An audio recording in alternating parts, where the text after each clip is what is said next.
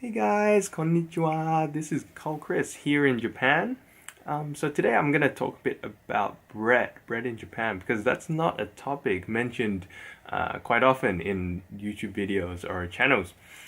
So first and foremost, I'm gonna say that most of the loaves of bread which you might buy for breakfast, for toasting or whatnot, is gonna be white bread. So if you don't like white bread and don't think it's quite healthy, you're gonna have to find an alternative, and that's gonna be quite difficult. That said, so white bread also carries onto the smaller packaged bread that you can buy in this country. And then otherwise, there's also bread made from brown sugar, but that's even sweeter. So, yeah, bad luck. You're gonna have to get really like sugary bread here in Japan. Um, yeah, and with in terms of availability, I'd like to mention that supermarkets and convenience stores usually have about the same sort of variety. Supermarkets are a bit cheaper, but yeah, pretty much the variety is the same. So here in the supermarkets and convenience stores, you might find things like bread with egg filling, maybe some cream or jam or like sausage rolls, whatnot. There's a lot of different types. And what's a strange one? Curry bread. So, yeah, there's a lot of it, and most bread would be hovering around the 80 yen to 150 yen mark, so that's about 1 to 2 Australian dollars. Outside of the convenience stores and supermarkets, maybe you'd be able to find some small bakeries around. So, interestingly enough, these bakeries tend to focus more on Western style bread. So, maybe like your Danish style, or yeah, like the texture is really similar to croissants, so it's crunchy, and when you bite into it, like all these flakes fall out. So yeah, so what else? Like, I mean, there's a bakery that I visited a few times nearby, and they make their own really like original recipes, like maybe mikan jam with custard, or some sort of like strawberry filled like bread. Um, and then of course you can get things like rye bread. And yeah, pretty much can't get them in supermarkets or convenience store. Yeah. So in these local bakeries, maybe the bread is a little bit more expensive because it's freshly made, and I guess it's special. You can't really get it in the supermarkets, and yeah. So, but it's still quite reasonable because it'll be around the 200 yen mark, maybe 150 to 250 yen. So that's really still only 2 to 3 Australian dollars, which is not too bad. Yeah, and then with, I guess, maybe I'll talk a bit about my experience with the bread here. So for me, I do mostly just go to the supermarket and for my bread, and then convenience stores if I'm traveling. So in terms of that, maybe I'll just talk about the varieties that you can get there. So as I mentioned before, you can get like your sausage rolls and whatnot, but maybe my worst experience with convenience store bread is that I got something called yakisoba pan. Yakisoba. So normally yakisoba is like this fried noodles. Yeah, fried noodles, and it's really good. But when you put it in bread, they also add in some like pickled gingers and stuff. So when you bite into it, it's nice until you reach the ginger, and then the ginger just overpowers the flavors of the, I guess, the saltiness of the yakisoba and the sort of milky the white bread from the actual bread. So yeah, I'm not a big fan of yakisoba pan. But I think looking at the most popular bread among Japanese people, that will probably be second.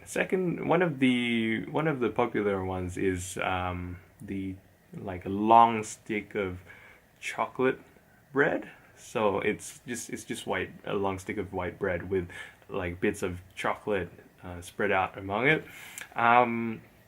That's quite popular. And then I'd say the most popular among Japanese people is the melon pan, or the melon bread.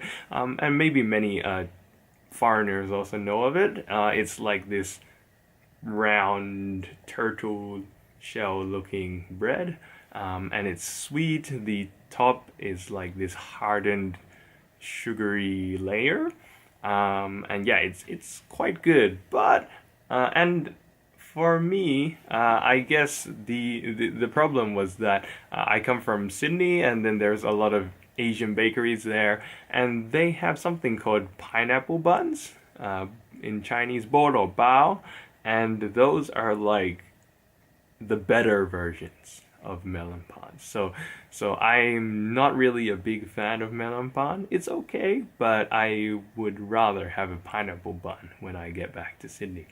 I recently, actually, yesterday I was having lunch with some students, and then I actually did like a little poll around our group, our table. So there are 9 students with me, and then I asked them, who likes melon pan? Okay. And then, so I'm not a fan, and there was one other student who didn't really like melon pan. But that means that's 8 out of 10 people who like melon pan. Okay, that's 80%. That's pretty high. Most of the other bread is probably quite like average, and like maybe like 4 or 5 people would like that type of bread out of 10 people. But yeah, so 80% is incredible. But for my personal best, I would pull out one of these. So this is called a mushi pan. In this particular one is a chestnut mushi pan. Okay, so when I asked around at the table who likes mushi pan, okay, then I think there were only 2 other students who liked it other than me. So that's 3 people out of 10, 30%. So that's really low, actually. I'm not sure why they don't like it, but yeah, that seems to be the thing. And why do I like mushi pan? So the original mushi pan in Japan is called the tamago mushi pan.